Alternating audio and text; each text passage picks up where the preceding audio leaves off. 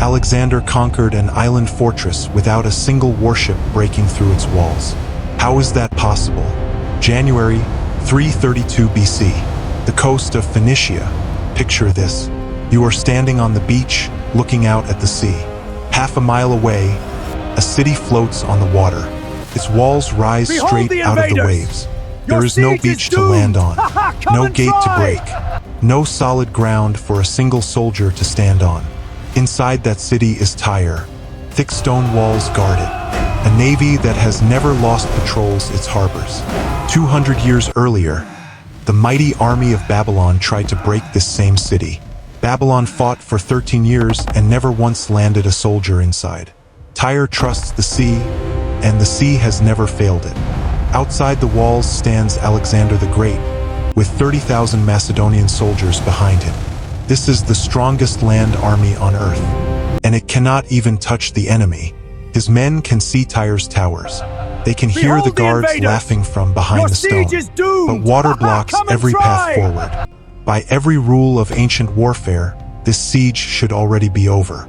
No army breaks a city that floats on open water. No general fights the sea and wins. Now watch what happens. If you enjoy watching impossible sieges become inevitable victories, this channel breaks down one every week. So make sure you're subscribed before we go further. In the next 7 months, Alexander will not sail to this city. He will tear down an entire town, drag its stones into the Mediterranean, and build a road through the ocean with his own hands. He will turn 700 meters of open water into solid ground. Alexander did not just refuse to lose this fight. He refused to accept that the map itself could stop him. This was not just a battle. This was a fight for the entire coast of the Mediterranean Sea. Alexander did not attack Tyre because he wanted another city. He attacked because Tyre controlled the water behind him. From its harbors, Tyrian ships could strike at any moment. They could cut off his food, his supplies, and his path home. If Alexander marched south and left Tyre free, his own army could be trapped between two enemies at once. Before we watch how Alexander turned an island into solid ground, you need to understand one key fact. Egypt was waiting beyond Tyre. Egypt was rich. Egypt was a prize the Persian Empire depended on. But the road to Egypt ran straight past Tyre's walls. Alexander could not risk marching his army forward while an enemy navy waited behind him. One mistake, and Tyre's ships could destroy everything he had already won. So Alexander gave Tyre a choice. He asked to enter the city in peace, to pray inside its temple. It was a small request with a big meaning. If Tyre allowed it, the city would be admitting that Alexander was now its master. Tyre said no. Then Tyre did something it could never take back. Its soldiers killed Alexander's messengers and threw their bodies into the sea, the very water that was supposed to keep Alexander out forever. At that moment, this stopped being a simple military decision. It became personal. It became a question of power, pride, and control over the entire coastline. Tyre believed its walls and its navy made it untouchable. Alexander was about to prove that no geography is truly permanent, not even the sea itself. Alexander the Great was 24 years old. He came from Macedonia, a small kingdom most of Greece once looked down on. But by 332 BC, he had already smashed the Persian army twice and never lost a single battle. What made Alexander dangerous wasn't just his army. It was his mind. He did not see problems the way other generals did. When his soldiers saw an island they could not reach, Alexander saw a road he had not built yet. He treated the impossible as a puzzle, not a wall. That single habit of mind would decide the entire siege. Inside Tyre, the city's leaders trusted something older than any general: geography itself. For centuries, no army had broken their walls. Their navy ruled the coast. Their king, Azamilchus, and his council believed distance was a weapon nobody could take from them. Water had protected Tyre before, so it would protect Tyre again. That belief made sense on paper. Babylon had already failed to take this same city. Every fact from history backed Tyre's confidence. But Tyre's leaders made one dangerous mistake. They judged Alexander by the standards of ordinary kings. Ordinary kings did not build roads through open ocean. Ordinary kings turned back when the sea said no. Alexander was not ordinary. The gap between what Tyre believed and what Alexander was capable of would cost the city everything. Tyre prepared to defend stone walls. Alexander prepared to erase the very water that made those walls safe. One side was playing the battle in front of them. The other side was already rewriting the battlefield itself. The ground itself did not favor Alexander. It barely existed.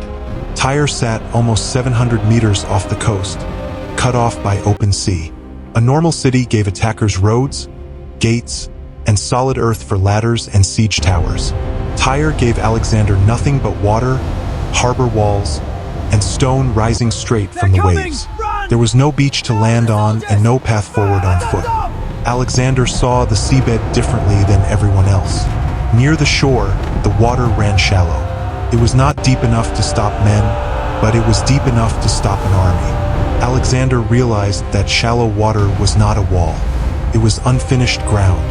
If stone and timber could fill that gap, the sea itself could become a road. Tyre assumed the water near its walls made any land attack impossible. The city's defenders believed the sea was a permanent barrier, not a temporary one. That assumption felt completely reasonable. No army in Tyre's memory had ever tried to build across open water toward a fortified island. That assumption was fatal. It would be the first crack in Tyre's entire defense. While Tyre watched the horizon for ships, Alexander's men began tearing down the old city on the mainland. They gathered stone, timber, and rope along the shore. Nobody in Tyre understood yet that the danger was not coming across the water. It was coming through it. The sea that once made Tyre feel safe was about to become the very ground Alexander's soldiers would walk on. Phase 1, the Causeway, begins. Alexander's soldiers tore down old buildings on the mainland. They dragged the stone to the shore and dropped it into the sea. Wooden poles drove deep into the seabed. Rubble filled every gap. Slowly, a road rose out of the water, stretching toward Tyre's walls. From the towers, Tyrians laughed at the men throwing rocks into the ocean. They did not laugh for long. Phase 2, the turning point. As the causeway crept closer, the water grew deeper and the danger grew sharper. Tyrian archers fired down on the workers. Small boats darted out from the harbor, striking from both sides. Then Tyre launched its deadliest weapon, a ship packed with dry wood, oil, and fire. Tyrians towed it toward Alexander's siege towers and set it ablaze. Flames tore through the wooden towers. The causeway's front collapsed into smoke and ash. For the first time, Alexander was pushed backward. Phase 3, the decisive action. Alexander did not retreat. He rebuilt. He gathered more than 200 ships from cities that had already joined him. Now watch what happens. Tyrian ships try to fight back. They are outnumbered. They pull back into the harbor. Alexander's fleet closes both harbor entrances. Food stops flowing in. Divers cut Alexander's anchor ropes. He replaces them with iron chains. Stones drop into the shallows to block his ships. His crews drag the stones away by force. The causeway keeps growing. The blockade keeps tightening. Tyre is no longer choosing where to fight. Alexander is. Alexander finds the weak point. It sits near the south wall, close to the water, where the stone shows cracks from weeks of pounding. He sends warships loaded with battering rams straight at that wall. Catapults fire from the causeway. Ships fire from the sea. Stone dust falls into the waves. The wall breaks open, and then it happens. Boarding bridges drop across the broken stone. Alexander's elite soldiers, the hypaspists, climb through the gap. Tyrian defenders rush to push them back. Shields crash against shields in the narrow breach. Spears drive forward. Men fight for inches of broken wall while the sea crashes below them. At the same moment, Alexander's ships strike both harbors. Tyrian fighters split in two directions. Some run to the breach. Some run to the harbor. No one can hold every point at once. The panic spreads fast. Defenders who trusted their walls for centuries watch strangers climb through them. Ships that once ruled the coast sit trapped behind a blockade. The navy that never lost cannot save the city now.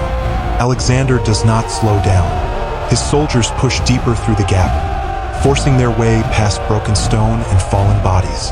More Macedonian troops crossed behind them. The breach widens with every step. What followed was not a battle anymore. It was a collapse. The city that trusted the sea for 500 years watches an army walk straight through its broken wall. The same wall the ocean was supposed to protect forever. The fighting inside Tyre did not stop at the broken wall. Thousands of defenders die in the streets. Macedonian soldiers move through smoke and fallen stone, room by room. Some Tyrians make a final stand near their temples. Others fall trying to protect their homes. The city that stood for centuries collapses in a single day. The numbers are brutal. Ancient sources say thousands of Tyrians die in the final assault. Thousands more are captured and sold into slavery. Alexander, still furious over his murdered messengers, shows little mercy. Many defenders are executed along the shore, a punishment meant to warn every other city on the coast. Resistance carries a price. Not everyone dies. Some Tyrians hide inside temples, protected by old religious laws even Alexander respects. Others survive because the people of nearby Sidon quietly shelter them, risking Alexander's anger to save lives. The city itself is shattered. Walls that stood untouched for 500 years lie broken open. Harbors that once controlled the eastern Mediterranean now belong to Alexander's fleet. Streets that once buzzed with trade sit filled with ash, rubble, and bodies. 7 months of stone, fire, and blood end here. But Alexander does not stop to rest. His army needed Tyre broken to move safely south. Now the road to Egypt lies open in front of him, and nothing on the coast remains strong enough to stop him. Tyre trusted the sea to protect it forever. The sea could not protect it from a man who refused to accept the map as it was. This battle changed more than one city's fate. It changed the entire map of the eastern Mediterranean. With Tyre broken, Alexander's supply lines were finally safe. The powerful navy that once threatened his rear no longer existed. The road south, toward Gaza and Egypt, lay open. Gaza resisted and fell within weeks. Egypt did not resist at all. Its gates opened, and Alexander was crowned pharaoh. There, he founded a city that would carry his name for thousands of years, Alexandria. Without the fall of Tyre, none of that happens the way it did. Alexander's march to Egypt would have been far more dangerous, maybe impossible. Alexandria might never have existed. The center of learning, trade, and power that shaped the ancient world for centuries might never have been built. That is why Tyre is not a footnote in Alexander's story. It is the hinge point where his empire became possible. But Tyre changed something bigger than one campaign. For centuries, cities believed the sea was a wall no army could cross. Distance was safety. Water was armor. Tyre believed that too, and for 500 years Tyre was right. Listen, Alexander proved that belief wrong. Waves crash, he showed the wind that howls, even geography their journey itself begins. is not permanent if someone refuses to accept it. A causeway built from broken stone still shapes that coastline today, long after the war ended and the empire fell. If this kind of impossible victory fascinates you as much as it fascinates me, there are more stories like this one waiting on this channel, so stick around and subscribe for the next one. Alexander did not just defeat Tyre.